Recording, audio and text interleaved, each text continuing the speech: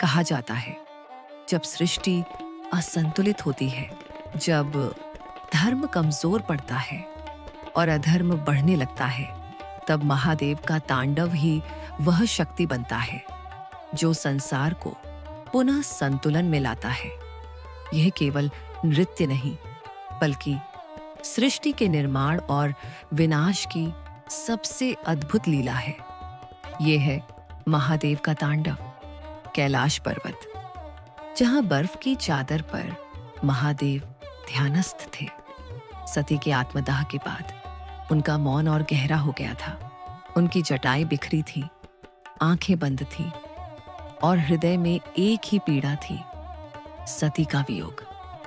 देवता, ऋषि और यहां तक कि ब्रह्मा भी चिंतित थे, क्योंकि जब तक महादेव ध्यान में थे, सृष्टि का संतुलन डगमगा रहा था। लेकिन कोई भी उन्हें इस ध्यान से बाहर नहीं ला सकता था। फिर एक दिन वो हुआ जिसकी किसी ने कल्पना नहीं की थी। एक ऐसी घटना जिसने स्वयं महादेव के मौन को भंग कर दिया। एक बार ब्रह्मा के पुत्र भृगु ऋषि ने महादेव के प्रति अपमानजनक शब्द कहे। उन्होंने कहा, शिव तो केवल एक सन्यासी है जो संसार की गति को नहीं समझते। उनकी यह बात आकाश में गूंज उठी और ब्रह्मांड में एक कंपन फैल गया। वो शब्द महादेव के कानों तक पहुंचे और अगले ही पल ध्यान टूट गया। महादेव ने अपनी आंखें खोली। उनके नेत्रों से अग्नि की लपटें निकलने लगी, धरती कांपने लगी, आकाश थरथराने लगा। उनके हृदय में अब कोई शांति नहीं थी, बस वेदना, विरह और क्रोध का संगम था। महादेव ने अपनी जटाओं को झटका और उसी क्षण आकाश में गड़गड़ाहट हुई। उनके चरण जैसे पृथ्वी को हिला रहे थे और उनकी भुजाएं ब्रह्मांड को तोड़ रही थीं। उनका तांडव सृष्टि और संहार दोनों का प्रतीक बन गया।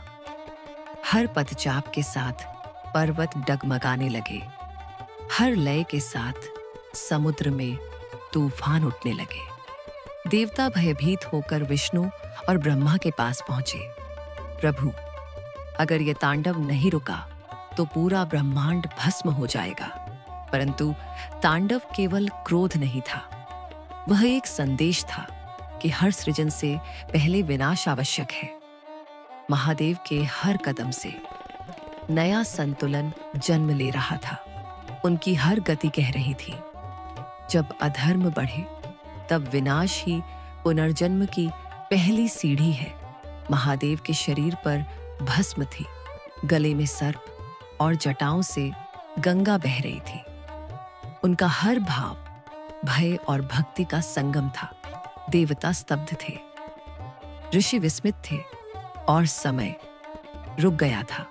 तांडव इतना शक्तिशाली था कि पर्वत खंड खंड हो गए, नदियां उल्टी दिशा में बहने लगी और आकाश के तारे बुझने लगे। विष्णु बोले, यह नृत्य नहीं, यह ब्रह्मांड का हृदय धड़कन है। ब्रह्मा ने कहा, अगर ये नृत्य थम गया तो सृष्टि भी थम जाएगी। लेकिन महादेव को रोकना असंभव था। वो नाचते रहे, वो गरजते रहे और उनके भीतर की पीड़ा हर गति के साथ ब्रह्मांड में फैलती रही। जब सती का पुनर्जन्म पार्वती के रूप में हुआ, तभी इस विनाश का अंत लिखा गया। पार्वती ने देखा, महादेव का तांडव अभी भी जारी है, संसार संकट में है।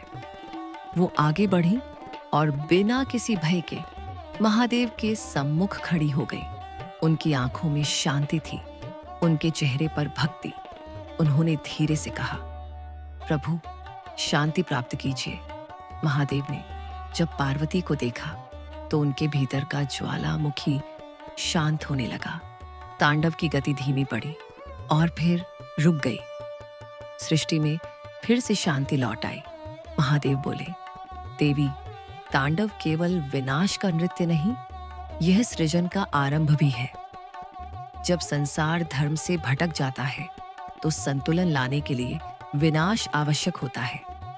और जहां प्रेम और भक्ति है, वहां क्रोध भी शुद्ध हो जाता है। पार्वती मुस्कुराई और बोली, स्वामी, जब आप नृत्य करते हैं तो सृष्टि आपके साथ झूमती है। आपका क्रोध भी सृष्टि के लिए वरदान है। महादेव ने कहा, मेरा तांडव हर उस आत्मा के भीतर है जो अन्याय के विरुद्ध खड़ा होता है। यह नृत्य केवल मेरा नहीं, हर उस हृदय का है जो सत्य के लिए चलता है। और उसी क्षण महादेव ने अपना दिव्य नटराज रूप धारण किया। एक हाथ में डमरू, दूसरे में अग्नि, एक पैर से असुर का विनाश, दूसरे से सृष्टि का संरक्षण। देवताओं ने प्रणाम किया। आकाश में गूंज उठा, हर हर महादेव। उनका यह नृत्य आज भी शिव तांडव स्तोत्र के रूप में गाया जाता है, जहां हर शब्द, हर ध्वनि उनकी शक्ति की गूंज है। महादेव का तांडव हमें सिखाता है कि जीवन में जब अंधकार घिरे तो अपने भीतर के शिव को जगाओ। कभी कभी विनाश भी आवश्यक होता है, क्योंकि पुराने का अंत ही नए का आरंभ है। और जब भी संसार संकट में होगा, जब अधर्म बढ़ेगा, जब सत्य डगमगाएगा, महादेव फिर उठेंगे और फिर गूंजेगा ब्रह्मांड में महादेव का तांडव। हर हर महादेव। ओम नमः शिवाय।